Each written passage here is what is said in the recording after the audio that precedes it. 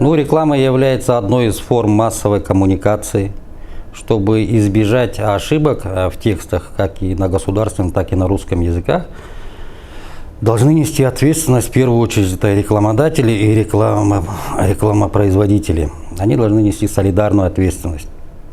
То есть перед тем, как что-то рекламировать, какие-то тексты рекламы, рекламодатель должен его проверить. В первую очередь проверить, а рекламопроизводитель, в случае, если рекламодатель не знает что-то, подсказать ему.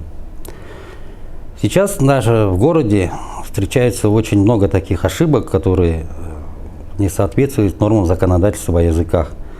Это реклама, тексты рекламы размещаются только на одном языке.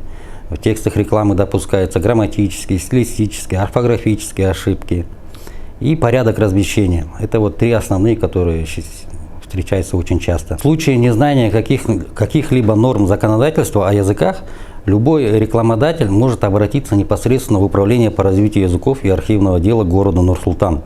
Со своей стороны мы постоянно на безвозмездной основе оказываем консультативную помощь, разъясняем нормы законодательства, подсказываем правильность перевода текста. На постоянной основе проводятся консультативные часы для субъектов предпринимательства, размещенных в крупных торговых зданиях.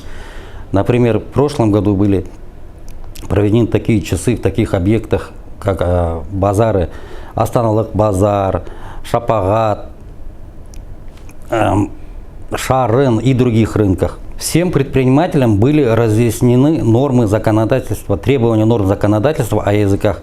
То есть каждому предпринимателю мы раздавали памятки, где были указаны статьи, какие требования должны присутствовать при размещении визуальной информации. Основным нормативно-правовым актом, устанавливающим правовые основы функционирования языков Республики Казахстан, является Закон Республики Казахстан о языках. В соответствии со статьей 21 данного закона бланки, вывески, визуальная информация размещаются на государственном русском и при необходимости на других языках.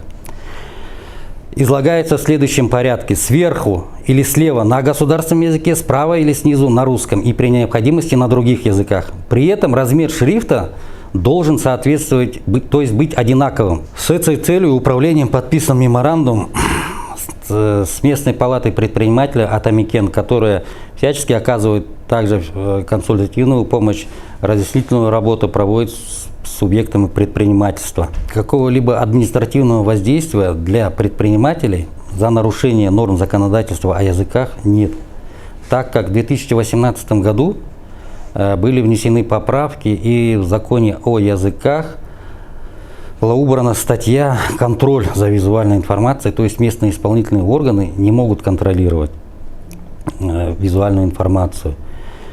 На данный момент уполномоченный орган Министерства культуры и спорта Республики Казахстан вносит поправки именно касательно контроля за визуальной информацией. Мы же со своей стороны проводим разъяснительную работу и оказываем методическую помощь всем субъектам предпринимательства. То есть любой желающий может обратиться за помощью. Мы ему подскажем правильность перевода, соответствие законодательства о языках. Любой желающий разместить свою рекламу, текстовую рекламу, может обратиться непосредственно в Управление по развитию языков.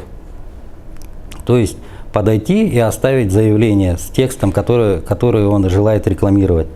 Управление же со своей стороны проверит правильность текста и подскажет. При этом в настоящее время любой желающий в связи с принятыми карантинными мерами может обратиться по телефону и получить соответствующую методическую помощь. Акиматом города Нур-Султан, Управлением по развитию языков города Нур-Султан, коммунальным государственным учреждением Руханият организованы курсы по бесплатному обучению государственному языку. То есть любой желающий может записаться на курсы и пройти соответствующий курс по обучению государственному языку. В настоящее время курсы проводятся в режиме онлайн и офлайн. Обучение взрослого населения проводят квалифицированные преподаватели. Любой желающий может зайти на сайт учреждение Руханият, зарегистрироваться, пройти ответить на определенные вопросы, и уже исходя из ответов преподаватели будут решать, какому уровню соответствует заявитель. Занятия проводятся 2-3 раза в неделю. Каждый желающий может записаться на эти курсы посредством регистрации на сайте учреждения Руханият. И уже после этого преподаватели определят, какому уровню соответствует данный заявитель. Существует 3 уровня. Уровень А – это низкая категория владения государственным языком.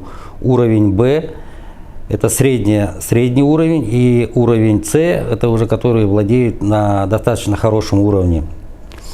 Поэтому после обучения все, кто обучался на этих курсах, проходят соответствующее тестирование по программе КАС-тест. И уже после тестирования выдается сертификат. Пользуясь случаем, хотелось бы пригласить всех желающих на курсы по обучению государственному языку по адресу улица проспект Рахымжан Кошкарбаев, 50. Следует отметить, что ежегодно примерно 1500 слушателей обучаются государственному языку.